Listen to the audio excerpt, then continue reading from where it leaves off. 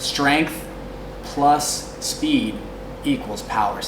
Yeah, my name's Douglas Malagon. I'm from San Francisco, California, and I am fighting and training here at Fairtex Training Center. Then can you tell me about your background in sports and conditioning, strength and conditioning in general, and then also specifically for fighting?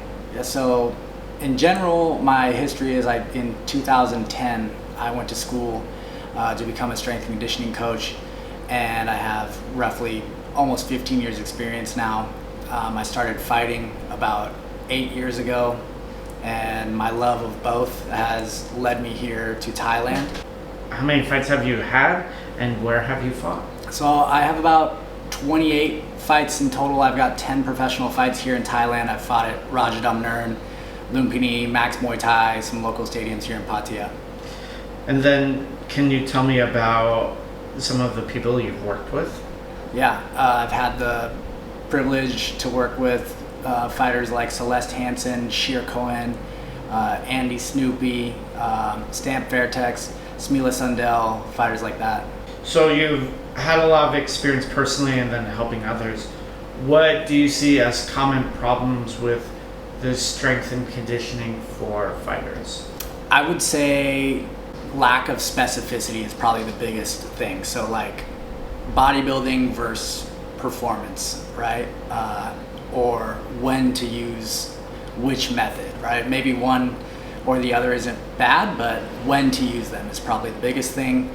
Overtraining, lack of recovery, the intensity goes up as you get closer to your fight, calories are going down, a lack of speed work, so working on like your fast twitch muscle fibers, type 2 muscle fibers, especially as you're in fight camp, and then the resiliency, so like corrective exercise, things to make sure that you're not going to get injured as maybe you're getting pushed through camp, things like that.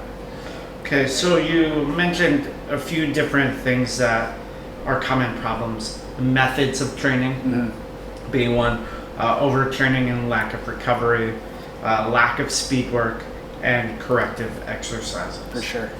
Can you expand on the methods of training, like what people normally think of training and then what you think combat athletes should be doing? I guess picking not one method over the other, but more of like a mixed methods approach, especially as you're in camp, and learning how to blend those modalities is really important to building performance. Just kind of sticking to like a one way fixes all, like just only doing hypertrophy or bodybuilding or only doing powerlifting or only doing the speed work. It's a common thing I see is a lot of people just kind of get comfortable with one and that's all they see. Can you give me examples of specific methods that people will stick to, and then maybe a sample of a mixed method? So I see a lot of people, let's say plyometrics. So you see people pull out the speed ladder and then they do some plyos maybe as like a warm up, or they think that's helping them with speed work. And that's great, that's really important, but only doing that is gonna limit your power. Strength plus speed equals power. So you can't just rely on one. You have to have a mixed methods approach is what I was kind of trying to explain by that. But one of my favorite, or two of my favorite methods are gonna be Conjugate and contrast training, okay? Both are a mixed methods approach, really well established programs that a lot of successful strength and conditioning coaches use for fighters. I prefer personally contrast training. It's a little bit more complex with Conjugate, but if you're not familiar, I would definitely recommend getting started with something like Conjugate because it's a little bit more straightforward. Still mixed method, but more straightforward for like a beginner.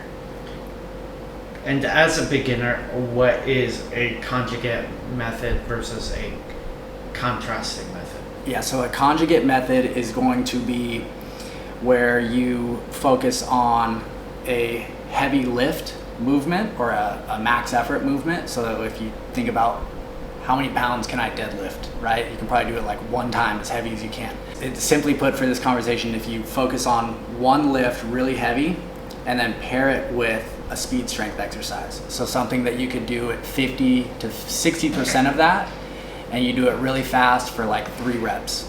So the starting idea of Conjugate is that you're gonna have a focus of whether it's an upper body day or lower body day, a heavy lift, and a speed strength lift. And then what would be the contrast? Contrast training is going to be a little bit more complex. The original form is a French contrast method, and it's usually going to be up to 4 movements, and you're going to start again with like a heavy effort, but then you're going to transition back and forth between a lighter speed or plyometric lift, and then you're going to go back to a speed strength, so a little bit heavier, moderate, but like not crazy maximal strength lift, and then the 4th lift would be like a body weighted speed plyometric exercise. The reason being contrast is you're switching back and forth with like little to no rest, and it utilizes a phenomenon called post-activation potentiation, and the idea of doing the heavy lift first primes your fast twitch muscle fibers to fire harder and more efficiently as you go through the circuit. And I've found here that like working with obviously myself and the fighters at Fairtex, it's almost like kind of like circuit training, but more for performance, and it's not for the conditioning side of it, and it's fun. And within like the circuits, you'll start to see that the weight on that like 3rd movement pattern will start to go faster. So in like real time, even within one workout, you can see the benefits of the post-activation potentiation from the French contrast method. And as you go through the weeks of training, you get closer to your fight, you're just feeling so explosive, so powerful, so twitchy. It's great. The second thing you talked about was overtraining and lack of recovery. Can you expand on that? No secret that like Muay Thai is known for the intensity of the training, right? So training twice a day in and day out, running and then doing pads and then coming back in the afternoon and doing it again. I find that fighters that don't know how to organize their daily runs and don't know how to structure with periodization their strength and conditioning, and just kind of 24/7 trying to go balls to the wall, for lack of a better word, it leads to overuse and overtraining. How do you think strength and conditioning can help that, or how can you fix that problem? Just the organization. So like also having every 4th week a deload week, we call it, the strength and conditioning, and that just gives you the ability to like taper 1 week out of the month and be smart about it, so that you're not beating yourself down to where you don't get the chance to recover. So for example, what would you do as a normal athlete? Like 1 week of the month not run? No, I wouldn't, not even 1 week. I would say week to week. You know, let's say you run 6 days a week. 2 of those runs should be in a threshold state or closer to a maximal intensity.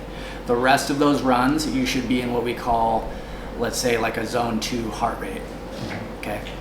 And can you tell me a little bit more about zone 2 heart rate then? We'll expand on heart rate stuff later. Sure. But why don't you mention it right now? Yeah, so zone 2 I think is like the most valuable zone, especially for Muay Thai fighters, I've found. So much time in a Muay Thai fighter's training is spent in closer to what we consider maximal zone like 4 and 5, but definitely in that threshold where your body starts to fill with blood lactate, which is directly associated with fatigue. So day in and day out, if you're always pushing that threshold, you're just gonna burn out. So where zone 2 comes into play and is where it's really valuable is you cannot skip out on the runs, but like, you know, using a heart rate monitor is really important, so you can make sure that you're in that zone. Zone 2, your body's not gonna fill up with that blood lactate as much, and you can use it for recovery. You can work in that zone for longer periods of time, so like cutting weight is really important for fighters, right? You can spend more time in that zone and not damage your body or continue to break it down more or even recover. Okay, that makes sense. Then you talked about lack of speed work being a common problem for Muay Thai fighters. Can you expand on that and what you mean by that? Yeah, so speed work could be anything from, you know, we're talking about power, so speed translates to power. You could be doing sprints, plyometrics, body weighted, or with minimal to moderate weight, but the emphasis is on speed. So you could even pair it with, I would recommend velocity-based training tools. So there's apps out there that track the velocity of bars to make sure that you're hitting the appropriate speeds. Again, talking about how that relates to the force velocity curve and how we design programs as strength and conditioning coaches, I'd recommend taking a look at that if you need a little bit more explanation. But yeah, speed, the emphasis on speed of everything. Corrective exercises are an issue in strength and conditioning for Muay Thai fighters. What exactly do you mean by corrective exercises? Can you expand on that? Yeah, so corrective, but then also preventative exercises. So there's a lot of overuse injuries with Muay Thai. Okay, the volume of training is super high with Muay Thai. You're running every day, you're kicking pads every day. So I see a high amount of hip, knee, and ankle injuries, and I feel like it's a lot of times it's just overuse. Like focusing on eccentric exercises, negatives like calf negatives to support your ankles, right? Supportive exercises. Okay. What exactly is an eccentric exercise and a negative exercise? So that, yeah, there's three phases to like a muscle contraction, and a lot of people focus on the concentric, or we call the positive movement. So like when you extend and you kick, right? That's the shortening and the concentric phase of an exercise. But a lot of people don't focus on the pause and then the lengthening again, or the negative of the exercise. So if you're deficient in like two or one of those areas, and then you're training every day and you're only focusing on one, it's just going to create overuse. So then people are just looking at the kick going up, Yeah. not necessarily the kick coming back. Yes and no. Could you maybe give me a different example then? Yeah, so like let's say triple extension is something that we talk about with like movement patterns that are relative to a lot of sports, especially martial arts. So you start by stepping into a kick, you plant with your foot, extend at the ankle, extend at the knee, and extend at the hip, right? So all those muscles are always firing and they're intense in that motion, right? But there's not a lot of stability bringing it back, exactly, right? And there's not a lot of stability. So over time, what that does is it'll crunch your joint a certain way. If you're not properly absorbing the impact, right? And you're only smashing the pads, and then it's one way or the other. So over time, that creates overuse. What would be an example of way to fix that problem then? Simple, like, really simple things like glute bridges to support your hips, right? So strengthening your glutes and hammies. It's also going to help your knees. Calf negatives, so going into a calf extension and then slowly working the eccentric, so like taking 10 seconds to go down on the negative of the calf raise. You can hold it at the top, work the negative, things like that. How can athletes incorporate S&C into their regimen? We talked about it a little bit, but can you expand on it? Yeah, again, so just touching on, I think it's important to organize which methods you're focusing on in which part of the year. So how frequently do you fight?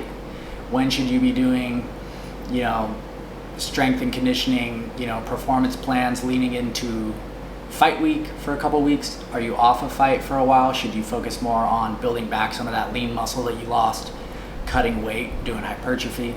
So I think organizing your programs to match where you're at in the year is probably the priority. 2 to 3 days a week, I would say, if you're consistently hitting pads at least once a day, 2 to 3 times a week of strength and conditioning is probably sufficient. And then again, my two favorite methods for strength and conditioning are going to be conjugate and then contrast. The wonderful thing about contrast training is that you can, conjugate training is you can train it year round, okay, congruently. So as long as you have a deload week every couple weeks, you can train conjugate year round. Okay. And so moving off of that, and maybe even talking a little bit more about conjugate methods, what exercises are very good for S&C? Like, do you think there's a little bit of a cheat guide? Like, here's 10 exercises that are very good. I wouldn't focus more on specific exercises. I would focus more on the movement patterns. So as a fighter, you're using your body as a system, right? Unless you have like some crazy imbalance, I wouldn't really focus on a given exercise, more as moving your body as a system. And then just remembering that posterior chain exercises, so the muscles on the back of your body, are super valuable in terms of generating power and like kicking. I would say if anything, if you're going to focus on a certain exercise, deadlifts are like, you're going to get the most bang for your buck. Kettlebells, ballistic exercises like that. You use heart rate monitors. It's something you talked a little bit about before. Mm-hmm. Can you go over the basics of heart rate monitors and why it's important to track? First off, it's just a tool for you to make sure that you're accurately monitoring your training and where you're at in real time.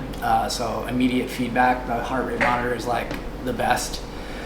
And then also as fighters, you need to be efficient in all different energy systems. So zones 1 through 5. You have to be able to change gears, right? And be efficient in all those heart rate zones, okay?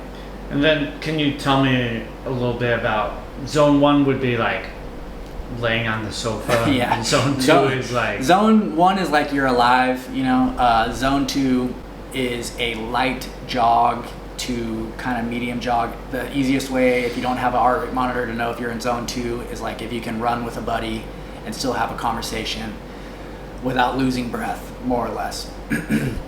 Zone 3 and the upper ends of zone 3 to almost 4 are going to be your threshold. So this is at the point of where lactate is really starting to fill that blood and where you're going to start to get close to hitting that wall where your muscles just start to be on fire. And then zone 4 and then 5 are obviously like a max effort kind of sprinting phase. Okay, cool. And so when you are training, you want to be monitoring these levels and hitting 4 and 5 a certain amount, but also maintaining. Right, so the more zone 2, what we call steady state training, is going to build your aerobic base. You're gonna have a really strong aerobic base. And this takes weeks, months, years to build a stronger and stronger aerobic base so that you're getting higher heart rate, pushing your threshold without tipping over into that anaerobic state. Mm-hmm. Okay, and these, in zone 2, you're able to sustain effort for longer periods of time. Okay, but these zones are also really important because when you're recovering from an anaerobic state, those slow twitch muscle fibers that you're training in zone 2 are actually going to help you buffer lactate better when you're doing sprints. So just because you're doing a lot of sprint work doesn't necessarily mean that you're going to recover better from those high intensity efforts. So it's really important to have both. You want to do a good balance, have a strong block aerobic base of zone 2 training, and then 2 to 3 times a week you could push and do some maximal effort workouts in zone 4 and 5. Then wrapping things up, do you think there's anything that people should definitely know about strength and conditioning for athletes? A couple things that you should need to know is that the sport of Muay Thai is definitely changing. There's a couple fighters that I would recommend looking at that are good examples of this and that are favorite fighters of mine. For example, is someone like Tawan Chai is somebody who would have been considered like a Muay Fimu fighter for a lot of his career. And now where he's at with one championship, you see him going to a legit strength and conditioning facility as a really legit coach. And he's got a little bit of that power now to go with his Muay Femur technique. So it's not just about having like one style. I know with Muay Thai, it's always been like, what style are you? Are you Muay Fimu, Muay Khao, Muay Mat? The biggest thing is like with strength and conditioning, we will design programs based off of whether you're like a force deficient athlete or a speed deficient athlete. And with one and the small gloves and the 3 rounds for a lot of the fights, if they're not title fights, it's just madness. You need both speed, power, you need everything. So one of my favorite people to watch right now is definitely Tawan Chai, because I think he's doing something really smart right now and arming himself with the power to go with his Muay Fimu technique, whereas you look at somebody maybe like a Ferrari who's very technical as well, but has struggled to get the knockouts. So it's something to think about with like these big bonuses on the line and stuff. So strength and conditioning is definitely something you want to take seriously if you want to go far with fighting nowadays. wrapping things up, where can people learn more or get potential programs? You can go to my website at supermuayperformance.com. I've got a Conjugate program on there, which we've talked about, and I've got my favorite French contrast method on there as well. And then I also have some conditioning programs that you can check out. You can go to my Instagram, Muay Thai Dougie, and I put up shorter tips a couple times a week. And yeah, check it out.